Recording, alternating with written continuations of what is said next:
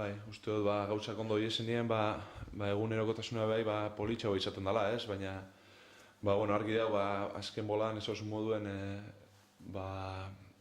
puntuei dagokizionez, bai oso positiboa diela, puntu asko gaitzateatzen, eta joku aldetik bai, ez? Azkenien puntua gateatzeko modurik onena, dano dakigu joku ona itxia dela, ez? Baina, bueno, batzutan ez da lortzen eta puntua behi ateatzen dituzu, baina uste dut importantiena joku ona itxia, aukerak sortzia eta holan azkenien gauzak helduko dira, ez? Uste dut mantentzen gazena, ez?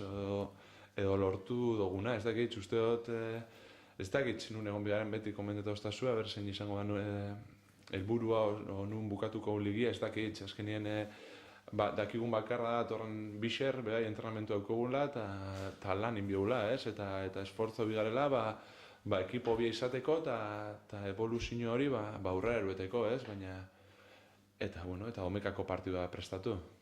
Bueno, baki guzen olako taldean, ez? Uste dut, garai honetan ez duzkula inobesi harritzen, ez? Igual aurrek urtetan baina Levante aurrek urtean UEFA-ko klasifikau zen, aurten temporada oso ona da bilitzen, UEFA klasifikau bine eta kasualidade gutxi daz, ez? Gutxi daz, eta baki guzen olako joku eitzen da ben, eta zen olako jokala isia dauzken, ez?